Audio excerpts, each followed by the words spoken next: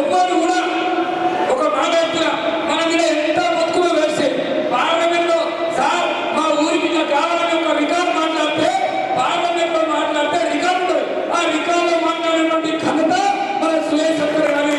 కానీ రికార్డు లేనటువంటి కేసీఆర్ ఏం చేసిండు? నేనేం తెలంగాణ తెచ్చిన అరే తెచ్చింది 1200 మంది విద్యార్థులు అలాంటి భీమన్న మేమందరం కూడా ఉద్యమాలు చేస్తే నేను కూడా దామోదర్ రాజనరసింహ గారి ఇంటి ముందు చేసాం. కేసీఆర్ దగ్గర నమ్మినాం, కేసీఆర్ నమ్మిపోయినాం. కానీ కేసీఆర్ అలాంటి ఉద్యమకారులను నట్టగా ముంచి మళ్ళీ మోసం చేసి కానీ ఇలా మాకున్నటువంటి నాయకుల మీద పూర్తి భరోసా విశ్వాసం నమ్మకం. ఎందుకంటే వీళ్ళు మాట ఇస్తే మేడం తెలియదా సరే మాట తప్పనటువంటి నాయకులు తెలుస్తా ఉన్నా. ఎందుకంటే ఇలాంటి నాయకుడు మా రామన్న మొన్ననే సేవాలాల్ రైతు గురించి సార్ మొన్న కేసీఆర్ ఏమో తీసుకుపోయి బంజారా భవన్ ఇప్పించింది. మళ్ళీ మా డ్రైవర్ సమస్యల మీద తాండవ గ్రామ పంచాయతీ కోసం అనేక సార్లు ముఖ్యమంత్రి గారిని కలిసి లెటర్ ఇవ్వడం. అదేవిధంగా మా రామన్న మొన్ననే ముఖ్యమంత్రి గారు కాకముందే ముఖ్యమంత్రి అయిన తెల్లారు సార్ మాకు సేవలు మన జయంతి సెలవు ప్రకటించమంటే మన ఎమ్మెల్యే గారు ఎంపీ గారు తీసుకుపోయి కలిపి సేవల జయంతిని ఆప్షనల్ హాజరైనటువంటి ఘనత కాంగ్రెస్ పార్టీ అని తెలుస్తా ఉన్నాం. అదేవిధంగా ఆ రోజు అనేక సార్లు మనం మోసపోయాం. కానీ ఇప్పుడు ఉన్నటువంటి తీవ్రమైన అన్యాయం జరిగినటువంటి మన ప్రాంతానికి ఈ రేపు అభివృద్ధి కావడం, మన ప్రాంతానికి అన్ని తాండాలకు రోడ్లు కానీ అదేవిధంగా మన ప్రాంతానికి వలసలు నివారించి ఉపాధి కల్పించాలని చెప్పేసి అసెంబ్లీలో కోర్టు మాట్లాడండి మన ఘనత మన సంజయ్ రెడ్డి గారి కంటే తెలియస్తా ఉన్నారు. రేపు సంజయ్ రెడ్డి గారు మాట్లాడితే ఇలా పరిశ్రమలు వస్తాయి. కానీ రేపు మన సారు మన సురేష్ శంకర్ గారు గెలిస్తే 100% ఈ నారాయణ ప్రాంతంలో పరిశ్రమ తీసుకొచ్చే బాధ్యత ఆయన తెలియస్తా ఉన్నాం. ఇలా వచ్చినటువంటి ఒక చుట్ట పార్టీ ఏం చెప్తామని మేము రామ మందిరం చూసి పోతామన్న మా ఇంట్లో తెల్లని దాకా మా నాయన ఒక అర్ధగంట పూజ చేస్తాం. అందరూ కూడా రామని పూజిస్తాం. కానీ ఇలా పార్టీ ఏం చెప్తా ఉన్నదంటే ఈ పార్టీ కూడా 2014లో ఏం చెప్పింది? 2 కోట్ల ఉద్యోగాలు ఇస్తాం, ఒక్కొక్కరికి 15 లక్షల రూపాయలు మీ జన్ ధన్ ఖాతాలో ధన్ దానగాడు. మరి ఎక్కడ పోయిందో తెలియదు. ఇలా మళ్ళీ ఒక కొత్త మేనిఫెస్టో, ఒక మోసమైన మేనిఫెస్టో తీసుకొచ్చి మనల్ని మోసం చేసే కార్యక్రమాలు జరుగుతూ ఉన్నాయి. దయచేసి గమనించండి. ఈరోజు ఈ దేశంలో మోడీ ఎవరి కోసం పనిచేస్తాం తెలుసా మీకు? మోడీ కేవలం ప్రధానమంత్రి అనే ఒక బొమ్మ మాత్రమే తప్ప మోడీ ప్రధానమంత్రి కాదు. మోడీని ఎన్నో నుంచి నడిపేది ఆదాని అమ్మని ఈ కార్పొరేట్ సంస్థలు తప్ప మోడీ కాదు. మనం అనుకుంటాం మోడీ విదేశాలకు పోయిండు, అమెరికాకు పోయిండు, లండన్ పోయిండు అంటున్నాం. ఎందుకు పోయిండు? ఆదాని కోసం. ఆదాని జీరో ఉంటే ఇలా హీరోయిన్. అందుకనే మిత్రులారా ఆలోచన చేయండి. రేపు పార్లమెంట్ ఎన్నికల్లో మన సురేష్ శంకర్ గారు ఇప్పటికే మాకున్నటువంటి విశ్వాసం, నాకున్నటువంటి ఇంటెలిజెన్స్ వ్యవస్థ చెప్పింది సార్ ఇప్పటికే 30,000 మెజార్టీని గెలిచిపోయాడు. కానీ దాన్ని మనం లక్ష్య మెజార్టీ చేయాల్సింది కార్యక్రమం జరుగుతుంది. సార్కు ఎంతో మంచి వ్యక్తి అంటే కనీసం ఒక చిన్న పిల్లవాడు ఏడిస్తే మనం తల్లి ఎంత బలవాడి తల్లి ఎంత మంచిగా పిల్లలను చూసుకుంటుందో ఆ స్వభావం కలిగినటువంటి మంచి స్వభావం కలిగినటువంటి నాయకుడు మన సురేష్ శంకర్ గారు. ఈ పార్లమెంట్ ఎన్నికల్లో మన తాండాలు 190 తాండాలు ఉన్నాయి. 190 తాండాలకు ఇవాళ మనకు నీళ్లు కావాలన్నా, రేపు రాబోయే రోజుల్లో తాండా డెవలప్మెంట్ బోర్డు కావాలన్నా, రేపు తాండాకు అభివృద్ధి కావాలన్నా ఈరోజు మన సంజీవ్ రెడ్డి గారు ఎమ్మెల్యే ఎంత బడ్జెట్ చేసినా ఎంత పైసలు ఇచ్చినా సరిపోదు. మనం ఏమనుకుంటామంటే ఎమ్మెల్యే సాబ్ ఏం చేస్తాడు అంటే నేను ఏమంటున్నా ఎమ్మెల్యే సాబ్ చేస్తాడు. రేపు ఈ 6 స్కీమ్లో మన తాండాల డబుల్ బెడ్రూమ్ కట్టిస్తాను. ఒక్క తాండలో సవాలు చూస్తున్నా హరీష్ రావుకు ఇక్కడ ఉన్నటువంటి మాజీ ఎమ్మెల్యేకు మీకు దమ్ము లేకుంటే ఒక్క తాండలో డబుల్ బెడ్రూమ్ పెట్టండి మా అద్దెకు తీసుకొచ్చి సవాలు చూస్తున్నాం. దమ్ముగా లేదు. అందుకనే మేము డబుల్ బెడ్రూమ్ సార్ 3,000 తీసుకొస్తే మన ఎంపీ గారు గెలిచినాక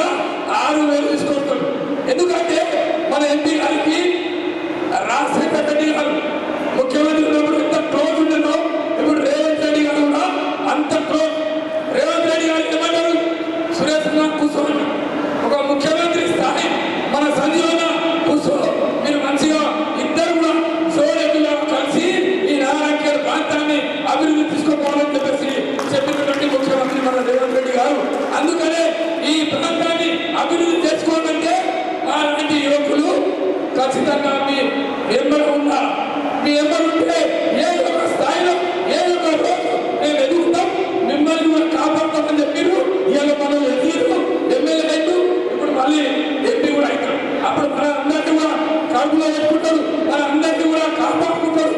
ఆ బాధ్యత, విశ్వాసం, భరోసా నాకు కొంచెం తెలియజేస్తా ఉన్నాను. మళ్ళీ మీరే పెట్టరా స్థానిక శాసనసభ్యుడు సోదరుడు సంజీరెడ్డి గారు,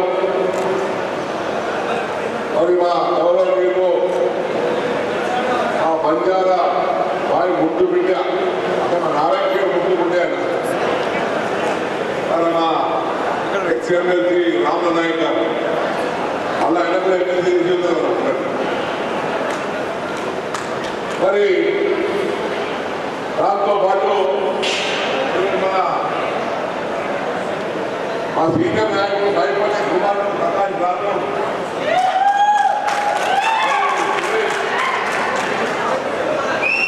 మరి చాలా మంది ఉత్సాహంగా యువకులు మరి ఈరోజు పెద్ద ఎత్తున కాంగ్రెస్ పార్టీ చేస్తున్నందుకు వార్తలు చూసిన శేఖర్ రెడ్డి గారికి, మరి ఎంపీ రమేష్ చౌహాన్ గారికి, మరి చాలా మంది అత్యంత మారుతున్నారు తెలియదుగా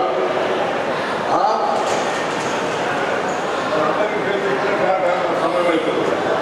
ఈరోజు చాలా ప్రాంతంలో పెట్టిన ముఖ్య నాయకులు సోదరి సోదరులు కాంగ్రెస్ అభిమానులు మీకు అందరికీ నా హృదయపూర్వక వందనాలు. మరి మీకు అందరికీ తెలుసు బంజారా రాయడం అంటే మరి మొట్టమొదటిసారి ట్రైబల్ స్టేటస్ 1976లో స్వర్గీయ ఇందిరాగాంధీ గారు, బ్రహ్మానంద రెడ్డి గారు ఉన్నప్పుడు మరి ఆ రోజు రిజర్వేషన్ కల్పించడం జరిగింది. భారతదేశంలో ఏ రాష్ట్రంలో కూడా బంజారా వారికి ట్రైబల్ స్టేటస్ లేదు. ఓన్లీ మన ఉమ్మడి ఆంధ్రప్రదేశ్, తెలంగాణ రాష్ట్రంలో బీపీలో మాట్లాడుతూ కన్నడలో చెప్తూనే ఉన్నారు. కానీ ఆ ఘనత కాంగ్రెస్ పార్టీని ఆనాడు కలిగే ఇందిరాగాంధీ గారికి.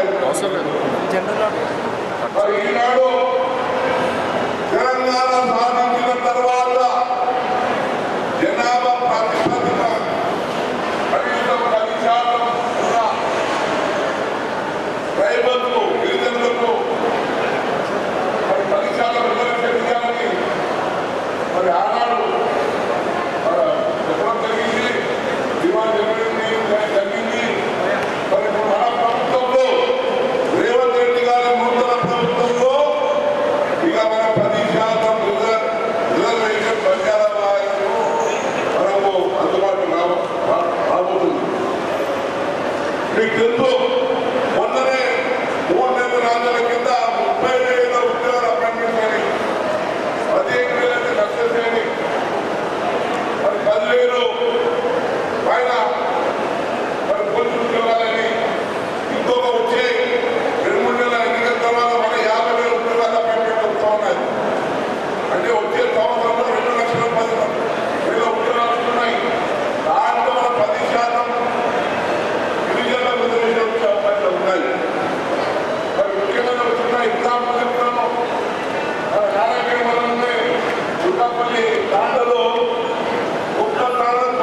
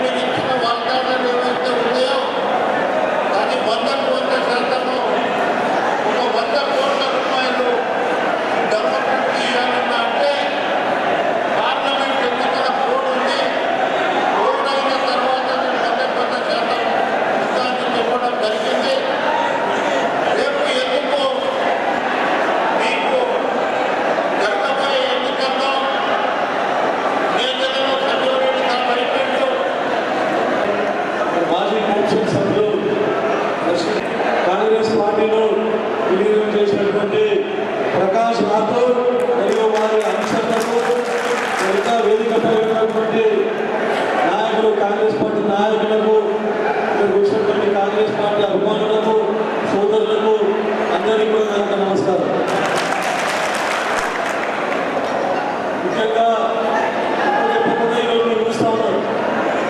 నన్ను అత్యంత కష్టపడి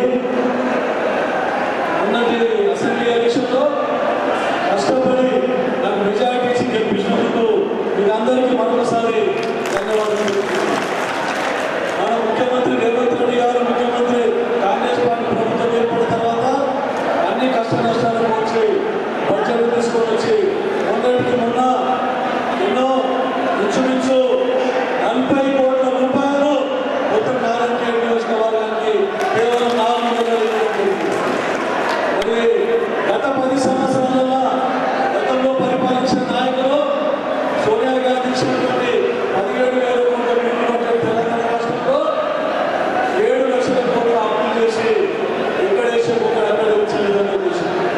మరొకసారి మనము మన కాంగ్రెస్ పార్టీని ఎంపీని గెలిపించుకుంటే ఇంకా కేంద్ర ప్రభుత్వం నుండి కూడా మనకి ఎంతో బడ్జెట్ తీసుకొని వచ్చి మన నారాయణ నియోజకవర్గాన్ని అభివృద్ధి చేసుకునే విధంగా కృషి చేస్తామని చెప్పి చెప్తా ఉన్నాను. వీళ్ళు చూస్తూ ఉన్నారు గతంలో ఏం అభివృద్ధి జరిగినాయి. గతంలో మన్మోహన్ సింగ్ పీరియడ్లో రాజశేఖర్ గారి పీరియడ్లో ఎంతో అభివృద్ధి కార్యక్రమం చేసుకున్నాం. మనం ఇందిరా మహిళల కార్యక్రమాలు పట్టుకొని ఎన్నో పెన్షన్లు ప్రతి రుణమాఫీ అన్ని కార్యక్రమాలు చేశాం. ఇప్పుడు గత 10 సంవత్సరాల్లో కేవలం ఆటలకే పరిమితమైంది. కానీ ఇప్పుడు మళ్ళా రేవంత్ రెడ్డి ముఖ్యమంత్రి గారు కాంగ్రెస్ ప్రభుత్వం ఏర్పడిన తర్వాత సోనియా గాంధీ ఇచ్చినటువంటి 6 గ్యారంటీ స్కీమ్లను మొత్తం 100 రోజుల లోపలనే 5 గ్యారంటీ స్కీమ్లను నెరవేర్చడం జరిగింది, అమలు చేయడం జరిగింది. ఇప్పుడు మళ్ళా మొన్నటికి మొన్న రాహుల్ గాంధీ గారి సభలో 5 గ్యారంటీలను మనము యావత్ భారతదేశంలో అమలు చేసే విధంగా హామీ ఇవ్వడం జరిగింది. కాబట్టి కాంగ్రెస్ ప్రభుత్వం ఏదైతే ఉందో కాంగ్రెస్ పార్టీ ఇచ్చిన మాట మీద కట్టుబడి ఉంటుంది. కాబట్టి ప్రజలు నమ్మకంతో మొన్న కాంగ్రెస్ పార్టీకి పట్టం కట్టి ప్రభుత్వాన్ని ఏర్పాటు చేసుకోవడం జరిగింది. ఇప్పుడు కూడా కాంగ్రెస్ పార్టీ మీద నమ్మకం వచ్చి మరొకసారి ఎంపీని కూడా మనం గెలిపించుకుంటే ఖచ్చితంగా అభివృద్ధి కార్యక్రమాలను చేసుకుంటామని గెలిపిస్తా ఉన్నాం. తర్వాత ఈరోజు శంకరంపేట నుండి చాలా మంది సోదరులు పార్టీలో కలవడం జరిగింది. ఈరోజు కూడా కమిటీ శ్రీరాంపూర్ నుండి కూడా చాలా మంది సోదరులు వేరే వేరే పార్టీల నుండి ఈరోజు కాంగ్రెస్ పార్టీలో చేరడం జరిగింది. కాకపోతే 10 సంవత్సరాల నుండి ఏదైతే కష్టాలకు నష్టాలకు వచ్చి టీఆర్ఎస్ ప్రభుత్వంలో ఎన్ని అరాచకాలను అన్నిటికీ తట్టుకొని మీరందరూ 10 సంవత్సరాల నుంచి న్యాయంపడి ఉండి ఏదైతే నన్ను గెలిపించినందుకు కాంగ్రెస్ పార్టీని గెలిపించినందుకు మీకు అందరికీ మరొకసారి నమస్కరిస్తూ చాలా మంది సోదరులు బాధపడతారు. సార్ మొన్నటికి మొన్న మేమందరము అదే పార్టీలో ఉండి అదే పార్టీలో వాళ్ళు మాతో కొట్లాడి ఈరోజు మళ్ళీ మన పార్టీలోకి వస్తున్నాం సార్ బాధపడ్డారు. కానీ దాని గురించి మీరేం బాధపడాల్సిన అవసరం లేదు. ఎందుకంటే చాలా చోట్ల జరిగింది. మరి కాంగ్రెస్ పార్టీకి మధ్యన పోటీ ఉన్నది. కాబట్టి వాళ్ళందరూ బీజేపీ పార్టీ వైపు మొగ్గు చూపుతున్నారు, అనే కాంగ్రెస్ పార్టీ వైపు దానికి మనమందరం